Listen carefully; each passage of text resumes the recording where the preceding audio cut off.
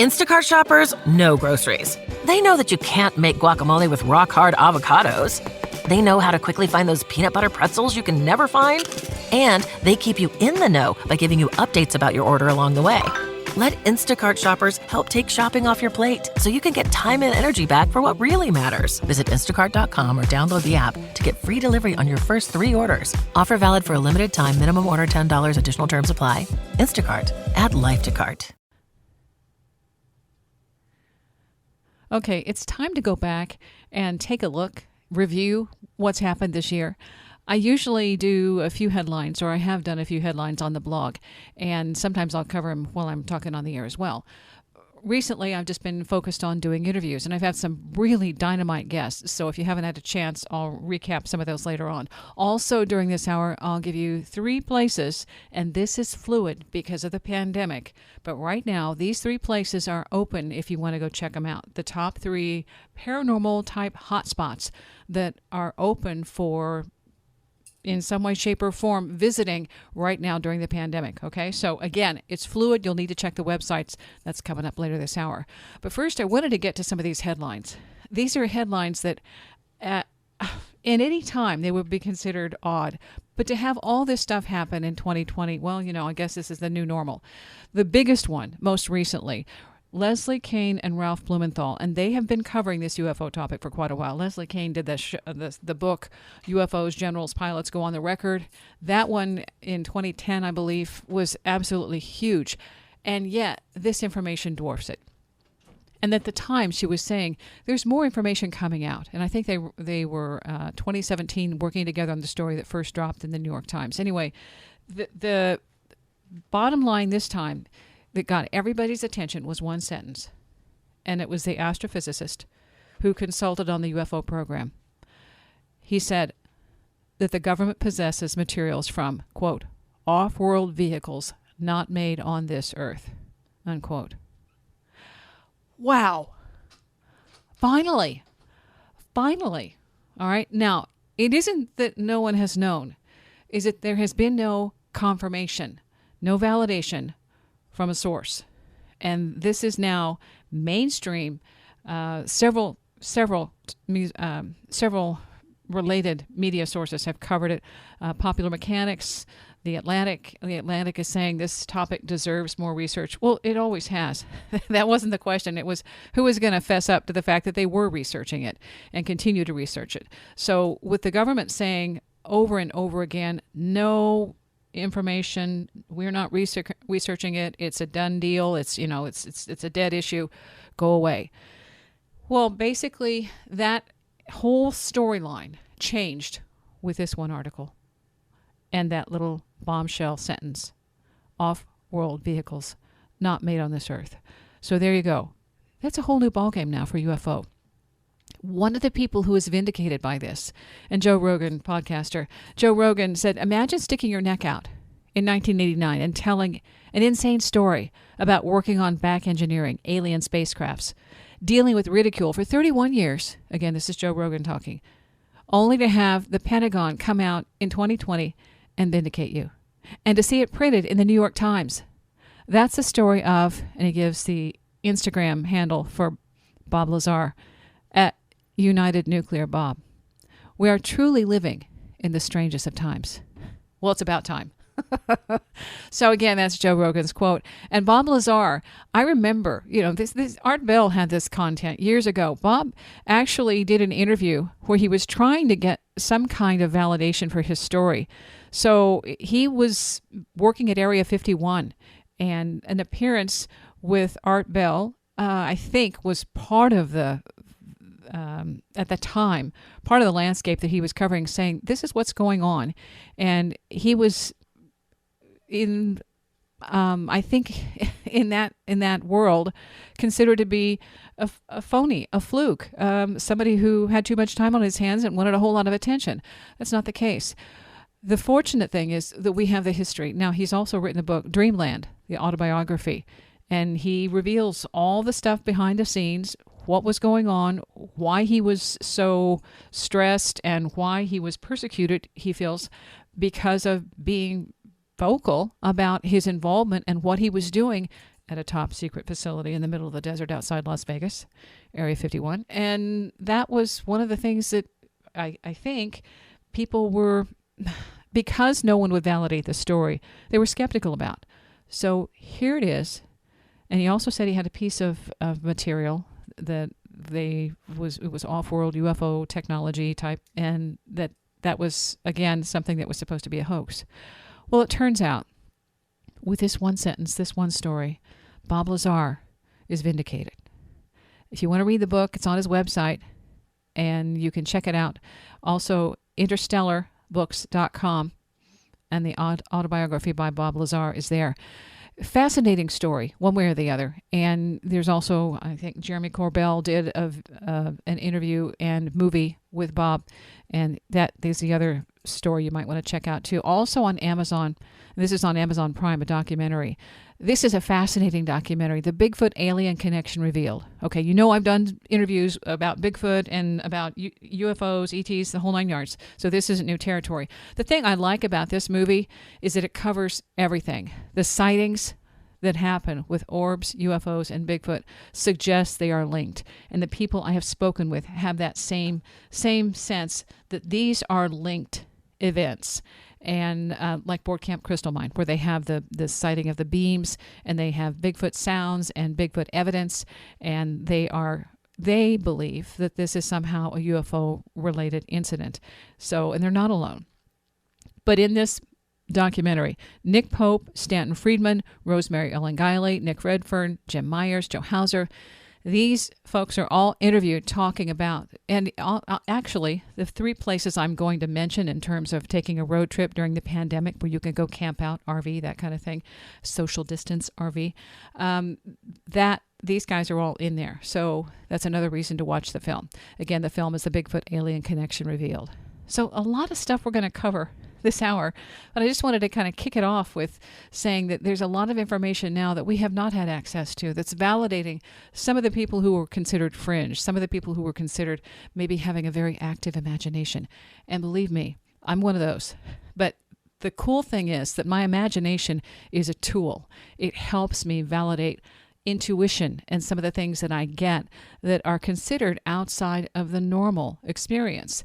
And that's what happens when you have abilities that we are still trying to figure out how to, in some way, shape, or form, consider normal rather than abnormal. Instead of impossible and unimaginable, these are tools that we have at our access. And I'm talking intuition, I'm talking sixth sense, I'm talking psychic abilities, psychic awareness. And I love Ingo Swann because he puts a lot of this in his materials. Some of the stuff that's now being released posthumously is just a wealth of information on how you too can activate your own intuition. Meditation is one of the best things you can do. Why? It isn't magic. It isn't hocus pocus. Meditation is the technique that you use to quiet the monkey mind.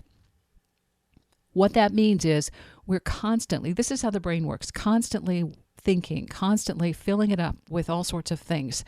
A lot of times it's self-criticism, it's self-talk, or it's something about somebody else comparing. It isn't useful. It's just a dialogue, ongoing, nonstop. When you quiet that, then you're able to access external information about your environment.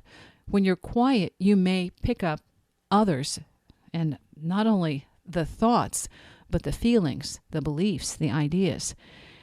With my own intuition, ability, sixth sense, I have to be careful because if I'm not focused on what I'm doing, I can inadvertently tap into somebody else and then all of a sudden find myself saying out loud, not what I was thinking, but what the person next to me was thinking. And that sometimes can be embarrassing.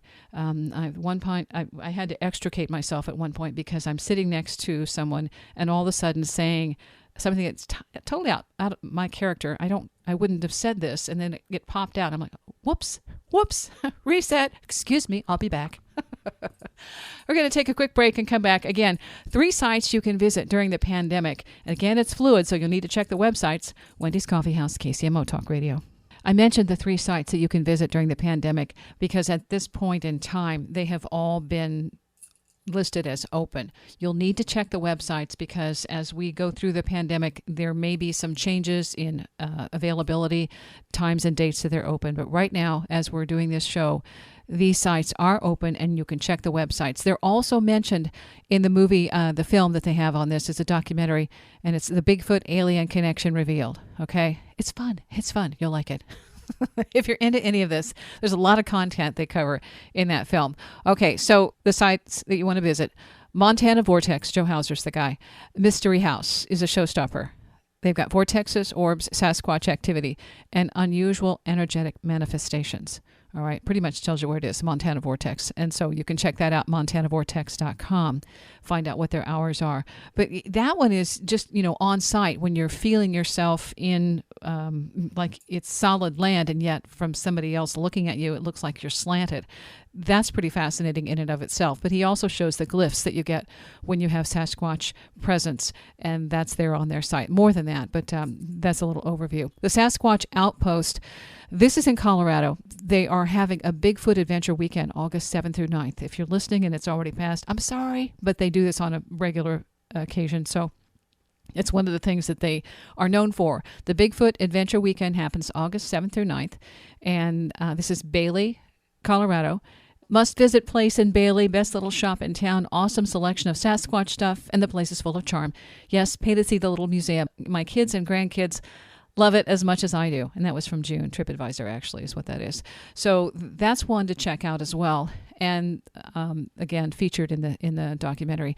The other one, and this is UFO Watchtower, Hooper, Colorado, camping available. And the owner referenced in a Vice feature, which I put on the blog, so you can find this is like a 13-minute small film. And this is something that she said that really dovetails with the article in the New York Times.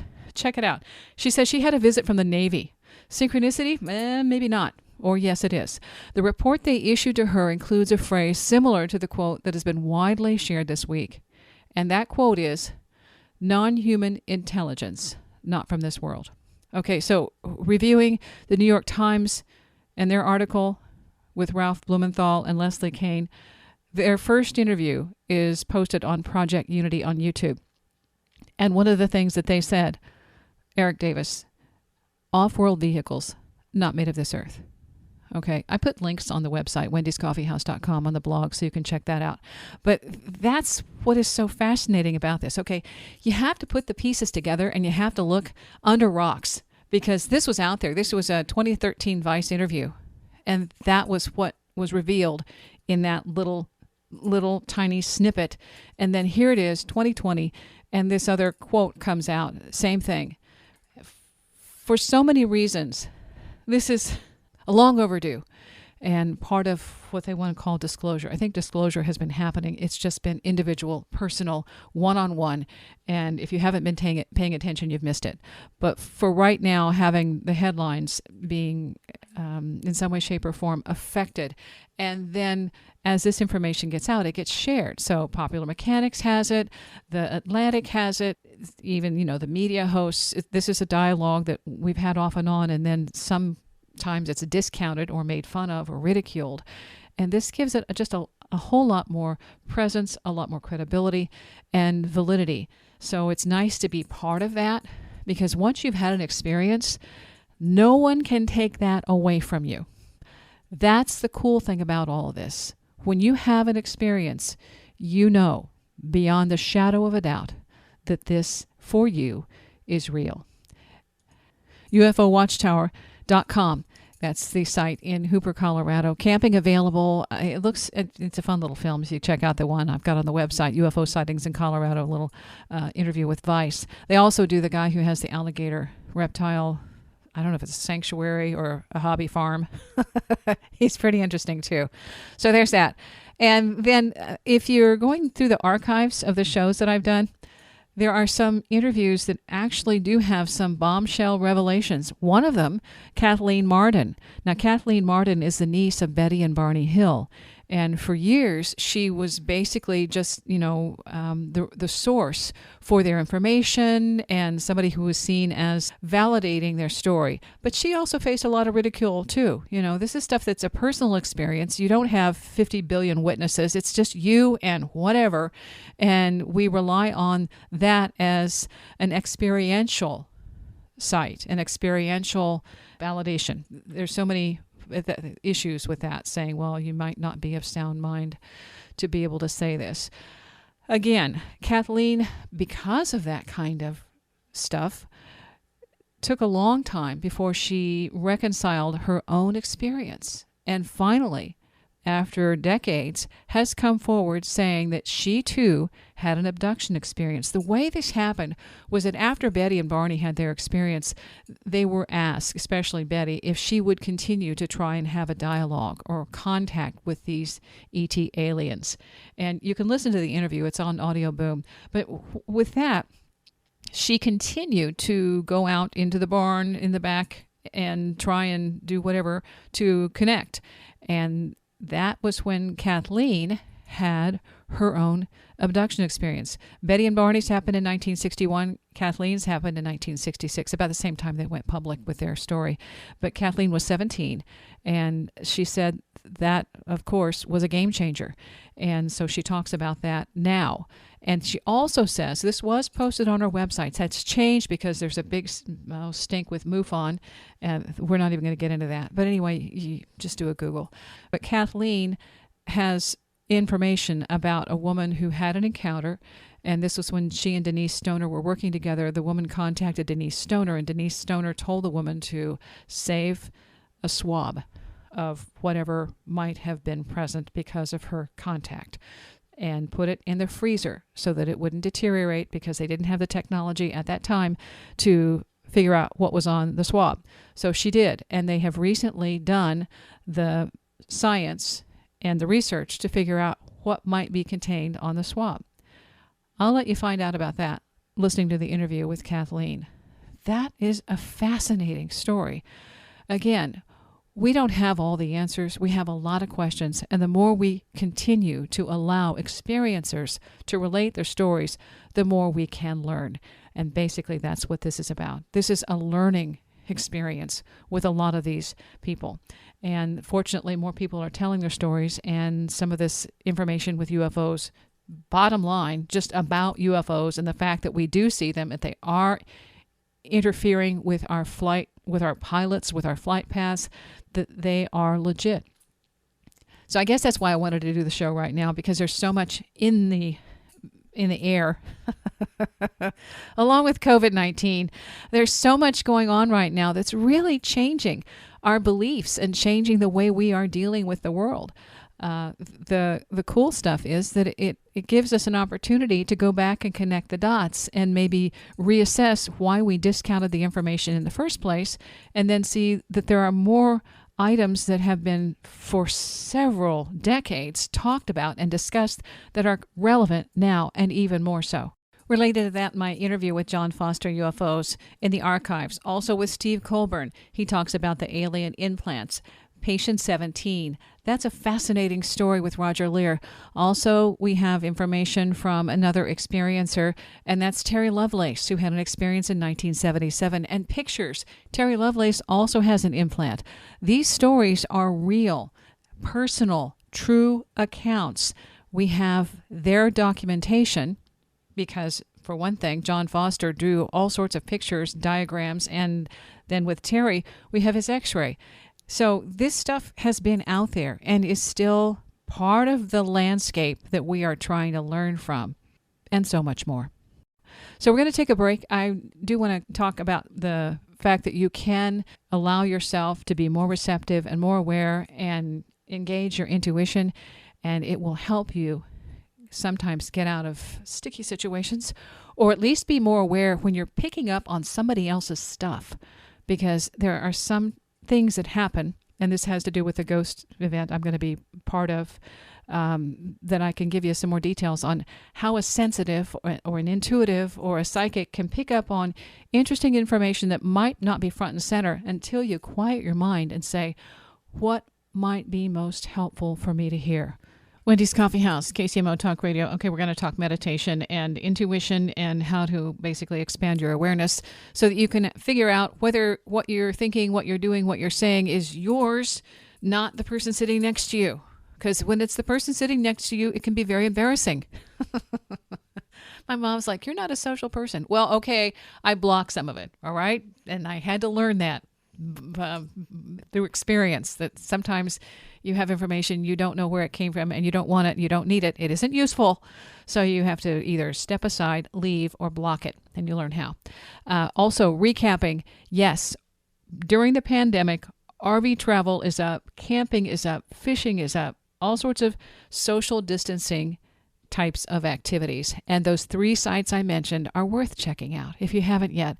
The Montana Vortex, that's a really cool space. And the Sasquatch Outpost and the UFO Watchtower. Okay, those are the three we mentioned. But I also have, there's another one, Board Camp Crystal Mine. All right, check the websites because there may be some changes, lockdowns, restrictions, that kind of stuff might come back into the play because we are no way, shape, or form near over during this pandemic. We're going to go back into some of the really cool highlight headlines. Okay, so this is the stuff you miss when you're just caught up in the mainstream and you don't get to hear all the fun stuff. There was a woman who, they said she was depressed. And so what happened due to that depression was she imagined that she was a chicken. This is a case that was listed in the Dutch Medical Journal. A 54-year-old woman, no name in the case, found in her garden clucking and crowing like a rooster. This is a condition called zoanthropy, or the delusion of believing oneself is not human but an animal. All right, so there are psychiatric issues. These are real. But when we're talking UFOs and we're talking intuition, it isn't fake. It isn't phony. It isn't make-believe. Yes, the imagination is a huge, huge tool that comes into play, but you're using it to try and come up with ways to get the imagination to give you information that is accessible, and it's an unknown. So with an unknown, you're dealing with creativity and trying to quantify the unknown or the unquantifiable. What I can say is sitting next to somebody and getting an image that is not mine, and I have the image, and then I consequently or subsequently pop out with a phrase or a sentence, and I realize the moment I have said this, that this is not my information. This is the person who's sitting next to me because of their position and their title. If you're an empath, if you're an intuitive, you'll know exactly what I'm talking about. That's the beauty of it. When it happens to you, you may not know it, but when it happens to somebody else and it sounds familiar because you've been there, done that, it's like, aha, thank you. So that's why I'm sharing, so that if you find yourself in that situation where you do have an image and you know, this isn't familiar, I don't usually have this kind of thought, there might be something else imprinting on you. Now we get into the ghost stuff, where you go into a place that's haunted. You may or may not know it's haunted, but you may be picking up on images, thoughts, thought forms, partial bits of sentences, pieces of information that is familiar but foreign to you. All right? You can identify it, but in no way, shape, or form would this be part of your vocabulary or part of your background surroundings prior to this experience. That's when you know that you are picking up an imprint or a communication from the space. When I went to Sigma Nu in Lawrence, college town, there were stories about what had happened there. I didn't research them because I didn't need the background. What I needed was an experience up close and personal of what would happen and what might I pick up on. Anytime I go to a space where I have been told things happen, I don't really want to know what happened because it won't help me. What I need to know is what's happening now and how does it imprint, how does it affect people when they come into that space. Now, it isn't going to be the same for everyone, but at least it gives me an idea of what I might share to say, pay attention, be aware. When you go into a space that is known to be haunted, it doesn't matter whether you believe or not. It has nothing to do with belief. It has to do with whether you are empathic, whether you are impressionable, whether you are open. so that you don't take that on as your information. You can say, that's not mine, doesn't belong here, and walk away. The problem when people live in haunted spaces is that the daily assault, the daily imprint, the daily access to your mind can sometimes leave you a bit confused and a bit discombobulated. That's how we get to the woman who was a chicken. Well, she wasn't a chicken. She thought she was a chicken, and it was a psychological issue. Okay, well, there's more to it than that. One of the guys I've spoken with before who refers to himself as a shaman, and he's done lots of sessions with people in terms of helping them try and get a grip on what might be happening in their house. He does house clearings. And he said that he did a stint at a psychiatric hospital, the psych ward, and at night he saw somebody standing in the corner. Well, the person standing in the corner was surprised and said, "You see me?" He said, "Uh-huh." Well, the doctors don't. And the patients do. So the patient who says, "I see somebody in the corner," to the doctor who says, "No, there's nobody there," there are two different perceptions there. One sees, the other doesn't. Which one is real? It's real for the person who experiences it, bottom line. So that's where we go on from here. And in order to experience more without getting confused, the first thing you want to do is quiet your mind. The monkey mind. You've heard that before, maybe you haven't. If not, it's a way of saying that we are constantly filling our minds with input, with all sorts of stuff. Sometimes it's tapes from childhood. You should do this, you should do all this old stuff. You have to clear that out. Or at least it's a good idea to clear that out or be aware of it when you start going into places that are basically known as haunted or have energy that is stagnant. And that's what this is about. So at Sigma Nu, there's also some poltergeist type stuff that goes on. And there's a documentary in the works about the show, about the background. And that's, somebody called me about it recently. And I thought it's really nice to revisit that, because they did an article about it when I went with the group to do basically an assessment of the space. And I hadn't been there before. So it was fascinating to take the tour through and know that these are ongoing experiences that college kids are exposed to, whether they know it or not. And you really have to understand that some people will go in there and they will never, ever have an encounter. Others will go and immediately know, I don't feel comfortable. Don't know why, but this is why. One of the things that happened to me twice, first during the initial visit and then during the wrap-up where we went and stood in the basement by the pool table, the necklace I'm wearing fell off. The first time it was like, this is a joke, ha ha ha. The second time, aha, yeah, it's real. The first time it was like, it was a novelty. Okay, maybe it didn't happen. I was, I still, the reserve the right to say I'm imagining or I'm impressionable. I question. The second time it was like, yeah, okay, fine, I get it. Thank you. And all that was a way to say, are you paying attention? Are you paying attention? And I've had other instances where jewelry has been affected. Another woman that I dealt with, and this is at the Weston.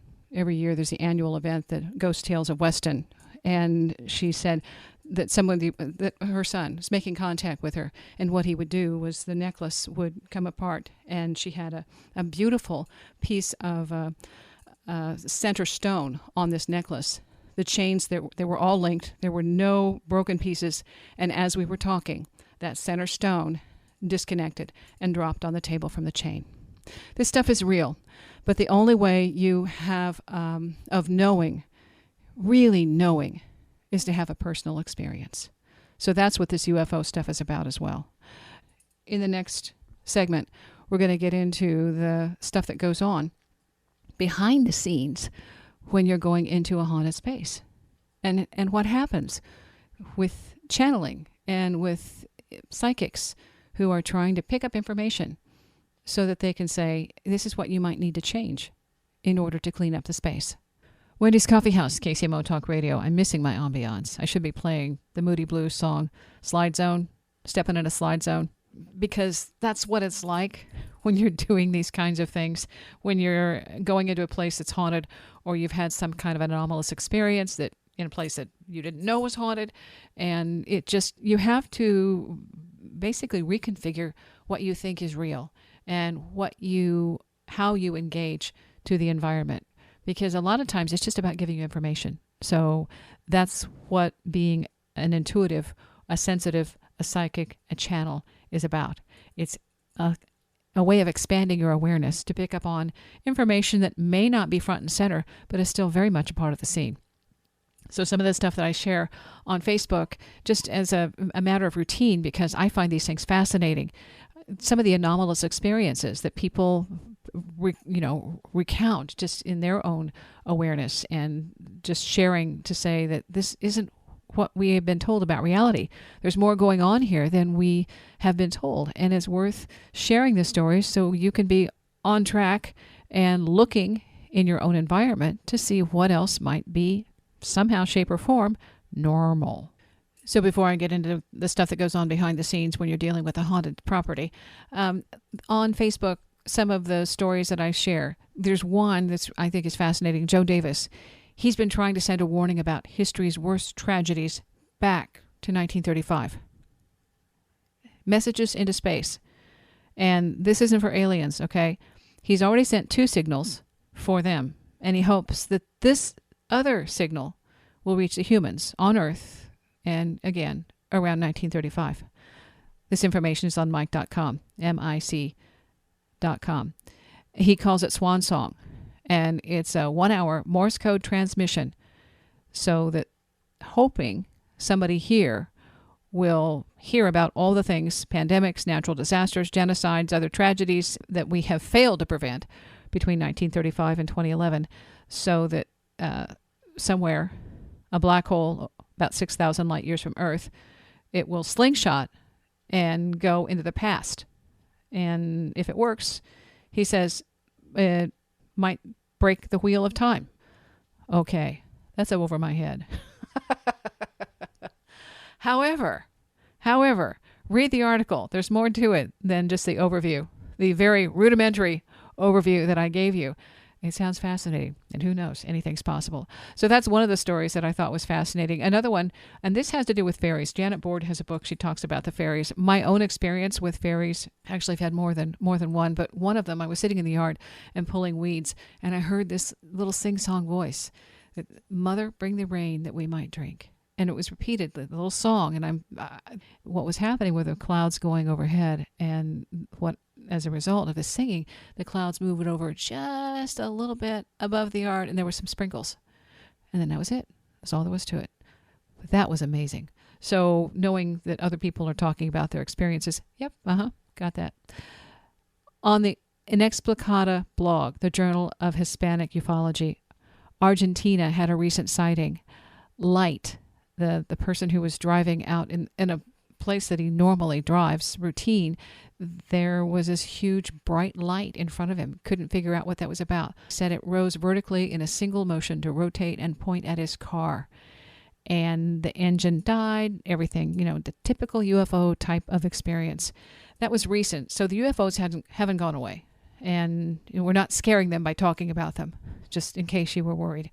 The other thing, too, a busy season, crop circle season. If you want to find out more about that, Steve Alexander is one to follow, and he's saw his first crop circle in 1980 and experiencing it since 1965. So if you want to follow somebody who's got all sorts of details and background on crop circles, temporarytemples.co.uk.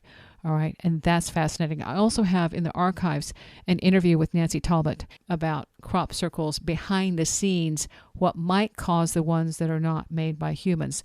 There's several different beliefs about that people are also influenced, even though they are originating crop circles, that they are influenced in some way.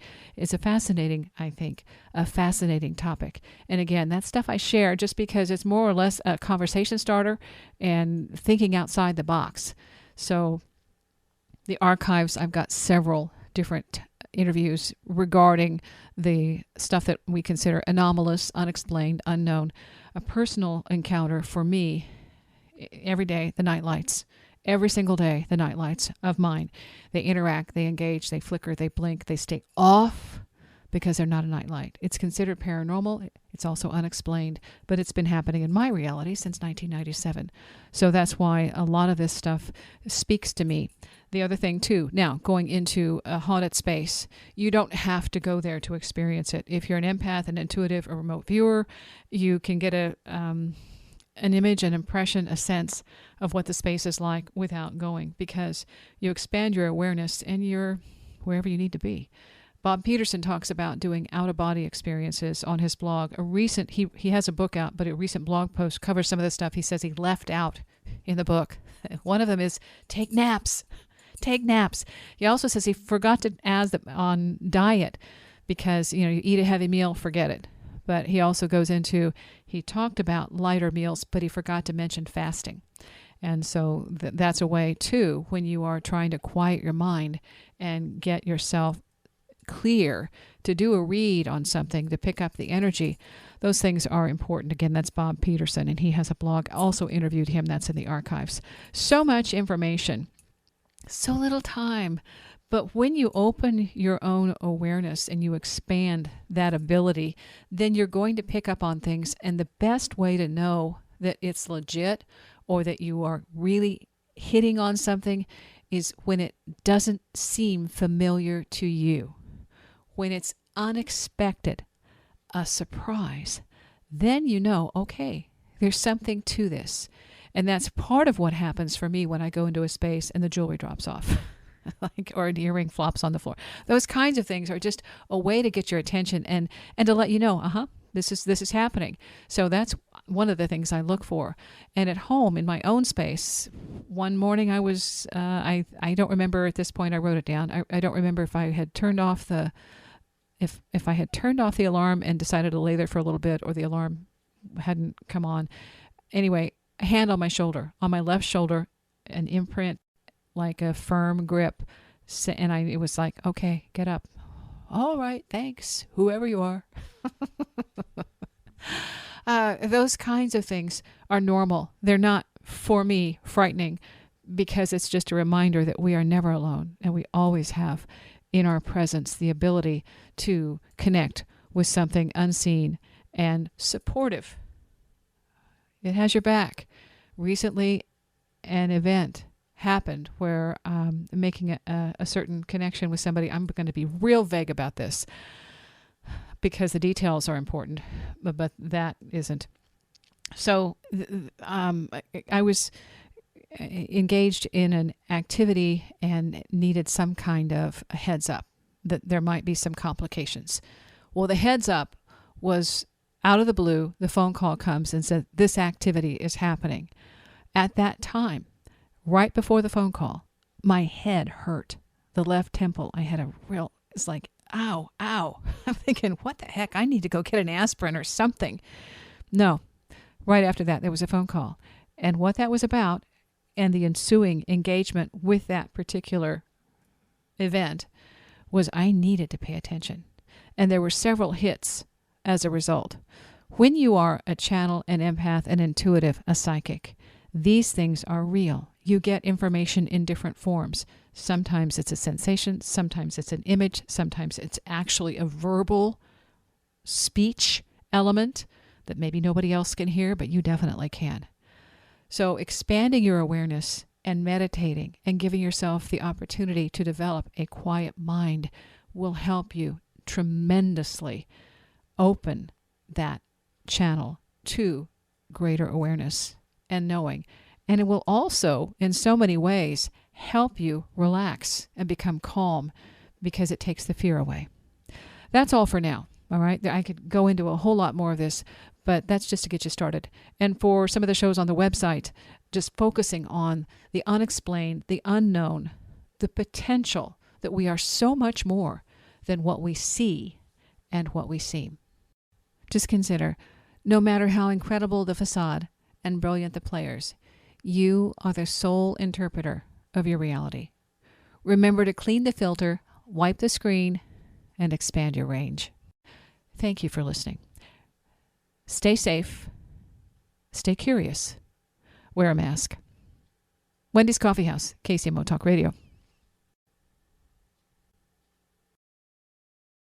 When things feel a bit chaotic, Instacart helps deliver milk and sausage.